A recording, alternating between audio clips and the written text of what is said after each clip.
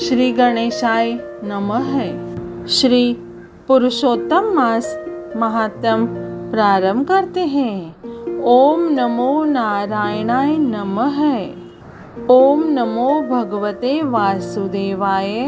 दुर्गास audio book YouTube channel को like, share and subscribe करने के लिए आप सभी का बहुत बहुत धन्यवाद और आभार।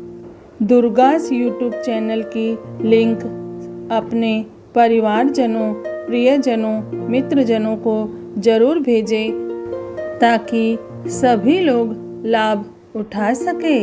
धन्यवाद। 8वां अध्याय। सूत जी बोले, हे तपोधन, विष्णु और श्री कृष्ण का संवाद सुनकर नारद जी ने पुनः प्रश्न किया, हे प्रभु, लक्ष्मीपति के वैकुंठ गमन के पश्चात क्या हुआ, सो मुझे सुनाओ। इस प्रश्न से भगवान बद्रीनाथ प्रसन्न होकर बोले, श्री लक्ष्मीपति ने पुरुषोत्तम मास को अपने वैकुंठ में ही निवास दे दिया, तो वह वहाँ का निवासी, स्वर्ग का निवासी और सब मासों का अधिपति होकर सा आनंद विष्णु के साथ क्रीड़ा करने लगा। अनंतर हे मुने, भक्त वत्सल भगवान युधिष्ठिर और द्रौपदी की ओर देखते हुए श्री कृष्ण अर्जुन से कहने लगे, हे राज शार्दुल, मुझे विदित है कि आप लोगों ने वन में आकर कष्ट सहे हैं, इसी से आपको पुरुषोत्तम मास का ध्यान नहीं रहा। श्री कृष्ण का प्रिय पुरुषोत्तम मास आदर नहीं पा सका। व्यास जी से शिक्षा प्राप्त करने हेतु युद्धशील अर्जुन भी इस इंद्रकोल पर्वत पर तप करने चले गए। उसके बिछोह से दुखी होकर आप लोगों ने भी अज्ञानता में ही इस पुरुषोत्तम मास का व्यतीत होना नहीं जाना, और यह भाग्यवश ही हुआ है। अब मैं आपके दुखों के दूसरे कारण को इतिहास के साथ कहता हूँ, तुम ध्यान लगाकर सुनो। श्री कृष्ण बोले, यह द्रौपदी पूर्व जन्म में एक विद्वान ब्राह्मण की पुत्री थी। समय बीतने पर यह 10वें वर्ष में आई तो इसके नेत्र बड़े सुंदर हो गए और रूप निखर गया। यह चतुर्गुणी और सुंदरी थी और पिता को अति प्यारी थी। पिता ने उसे पुत्र की भांति पाला पोसा था और कभी उपेक्षा नहीं की। वह साहित्य, शास्त्र तथा नीति में निपुण हो गई। माता की मृत्यु पहले ही हो गई थी, इससे उसे पिता ने ही पाला। पड़ोसियों, सखियों का सुख देखकर वह भी पुत्र आदि की कामना करने लगी। विचार करने लगी, ऐसे गुणी और भाग्यशाली पति पुत्र आदि मुझे किस प्रकार प्राप्त हो। वह सोचती थी कि अब क्या किया जाए, किस देव की उपासना की जाए, मुनि के समीप जाऊं, कौन सा तीर्थाटन करूं, मेरा भाग्य क्या सोया हुआ है, कोई मुझे पत्नी के रूप में अंगीकार क्यों नहीं करता। इतने विद्वान होने पर भी मेरे पिता भाग्य दोष से ही मूर्ख बने हुए हैं, जो विवाह के योग्य होने पर भी मेरे लिए उपयुक्त वर नहीं ढूंढा। मैं अपनी सखियों में प्रमुख बनी हुई हूँ, किंतु मैं अभी भी कुमारी हूँ। मेरी सखियों को स्वामी के सुख के जैसा सुख अनुभव है, वैसा मुझे नहीं है। इसी से मुझे अत्यंत कलेश हुआ है। इसी प्रकार इच्छाओं के समुद्र से चिंतातुर वह कन्या मोह और शोक के सागर में डूब गई। दूसरी ओर वह ब्राह्मण कन्यादान हेतु उपयुक्त पात्र की खोज करने में लगा रहा, किंतु उसके योग्य पात्र नहीं मिला और वह निराश हो गया।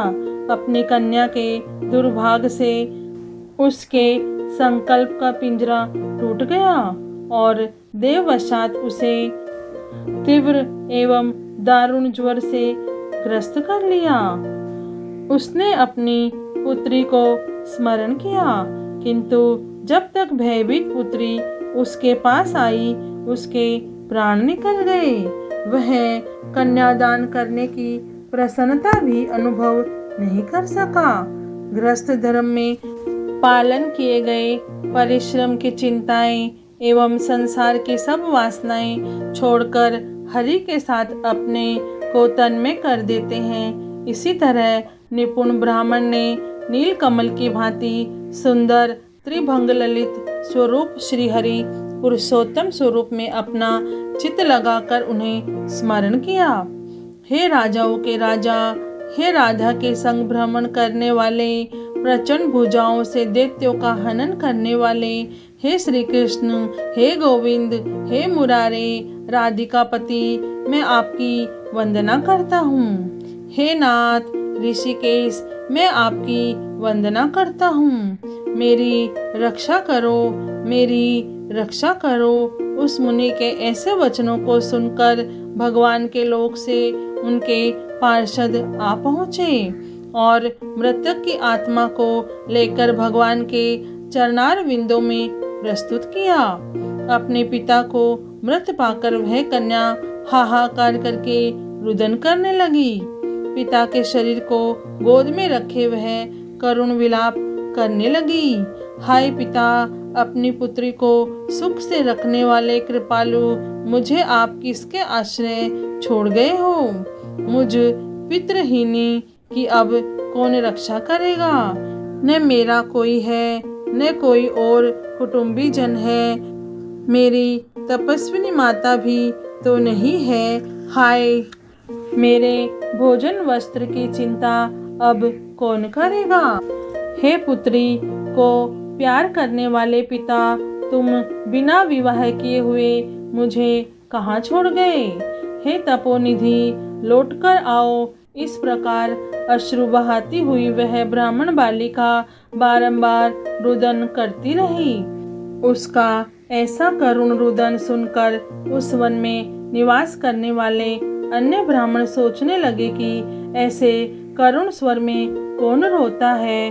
तो पता लगा कि ब्राह्मण की पुत्री रोती है, उसका पिता मृत्यु को प्राप्त हो गया है। सो सब एकत्रित होकर विलाप करते हुए उस ब्राह्मण बालिका के निकट पहुँचे और रुदन करने लगे।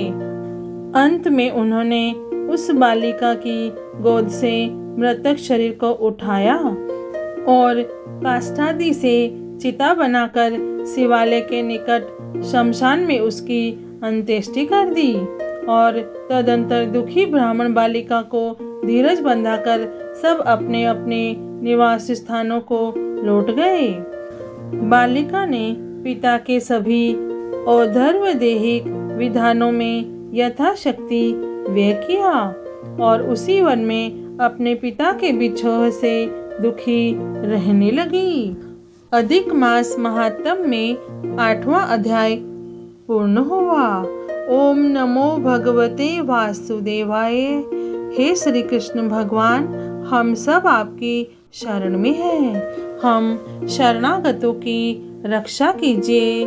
जय श्री कृष्ण। राधे राधे।